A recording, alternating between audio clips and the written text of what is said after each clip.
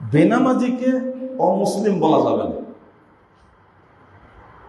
অমুসলিম বলাটা এটা মানহাজ না। এটা আল্লাহও বলেননি, রাসূলও বলেননি, সাহাবীরাও বলেননি, তাবিয়ারাও বলেননি। বেনামাজি কাফের। কি কাফের? বুঝলেন কথাটা? আল্লাহ কাফের বলেছেন, রাসূল কাফের বলেছেন, আমাদেরও কি বলতে হবে? কাফেরই বলতে হবে। আপনি বেনামাজি বলতে পারবেন না, বেনামাজি বলা যাবে না, অমুসলিমও বলা যাবে না। কি বলতে হবে? কাফের বলতে হবে। যারা নামাজ পড়ে না তারা কি কাফের। অমুসলিম এটা বলার ভাষা না। ভাষা যেটা আল্লাহ বলেছেন, রাসূল বলেছেন, সাহাবীরা বলেছেন, তাবেঈরা বলেছেন, ওইটাই আমাদের বলতে হবে। আশা করি বুঝতে পেরেছেন। যারা নামাজ পড়ে না তারা কি কাফের।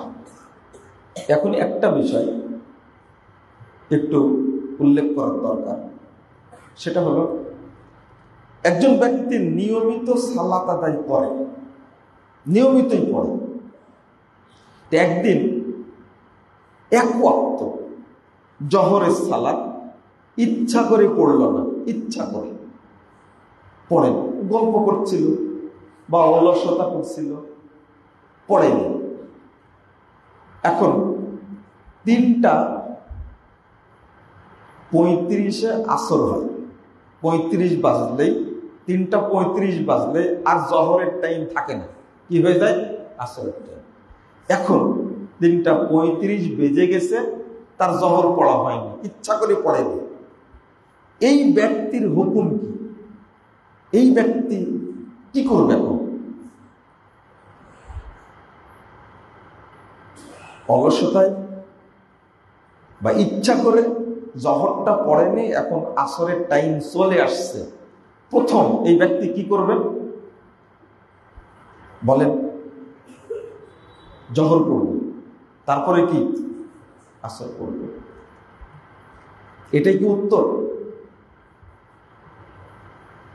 না, এটা উত্তর নয়। ওর উপরে আর জোহর নাই।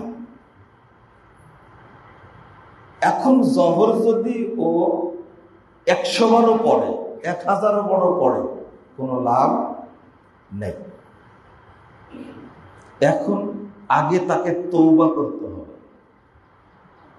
মানে আগে মুসলিম হওয়া লাগবে। মান তারাকা সলাতান মাকতুবাতান মুতাআম্মিদা। আমি বলিনি যে আপনি ঘুমাচ্ছিলেন ছুটে গেছে, অসুস্থ ছিলেন ছুটে গেছে, মেডিকেলে ছিলেন ছুটে গেছে, অ্যাক্সিডেন্ট করেছেন ছুটে গেছে, এটা কিন্তু বলছি না, ভুল বুঝবেন না। ইচ্ছা করেই পড়েনি, সে আর কি করতে পারবে না, আর জোহর না। এবং তওবা করে ইসলাম গ্রহণ করতে হবে। এরপরে আসর পড়বে। কি পড়বে? আসর পড়বে, আর জোহর নাই তার উপর। এটা হলো মাসআলা। কারণ আল্লাহ বলছেন ইন্নাস সালাতা কানাত আলাল মুমিনিনা কিতাবাম মাওকুতা। কিতাবাম মাওকুতা আল ওয়াক্তুল মুহাদ্দিদ, নির্দিষ্ট ওয়াক্তেই তাকে পড়তে হবে। আর বের করে দিলেন কেন? সালাতের ওয়াক্তের দামটা এত বেশি, এত বেশি। এখন যদি নিয়মিত মুসল্লি নামাজ পড়ে, ইচ্ছা করে একটা ওয়াক্ত পড়েনি, সে পরের ওয়াক্ত চলে এসেছে, তাই যদি তার হুকুম এই রকম হয়, তাহলে একজন বেনামাজের হুকুম কি হতে পারে? বোঝা যাচ্ছে কথা? বোঝা যাচ্ছে? মাইকে সমস্যা নাকি?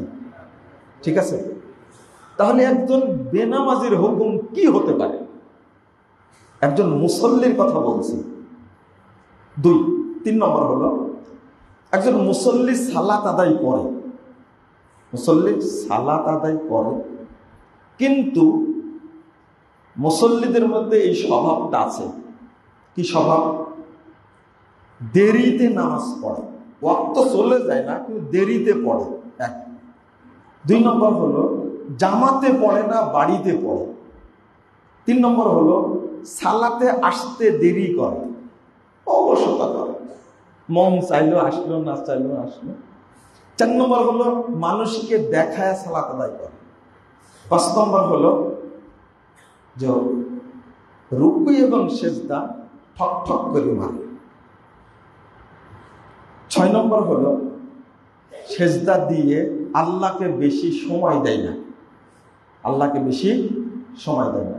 এই 6টা গুণ, এই 6টা বদ অভ্যাস যাদের মধ্যে আছে এরা হলো মুনাফিক মুসল্লি। কি মুসল্লি? মুনাফিক মুসল্লি। মানে নামাজ পড়ে মুসল্লি তারা, কিন্তু কয়টা গুণ আছে এর মধ্যে? 6টা। একটা হলো নামাজ পড়ে দেরির করতে পড়ে, দেরিতে পড়ে। 2 নম্বর জামাতে পড়ে না। 3 নম্বর মানুষকে দেখানোর জন্য পড়ে। 4 নম্বর সালাত পড়ে কিন্তু সালাতে আসতে অলসতা করে। 5 নম্বর হলো রুকু সেজদা কি করে? তাড়াতাড়ি পড়ে। হাদিসে আসছে 2টা বিষয়, একটা হলো কাক আর একটা হলো মুরগ। এই মুরগের মতো ঠোকায়। 6 নম্বরটা হলো সময় দেয় না। লা ইয়াযকুরুনাল্লাহ ইল্লা কালিলা, 142 নম্বর আয়াত সূরা নিসার মধ্যে এসেছে। সময় দেয় না, খুব তাড়াহুড়া করে 4 রাকাত সালাত 1.5 মিনিটে পড়ে দৌড়। এরা হলো মুনাফিক। কয়টা গুণ বললাম? 6টা। এটা একটাও যদি কারোর মধ্যে থাকে তাহলে সে কি মুসল্লি? মুনাফিক মুসল্লি।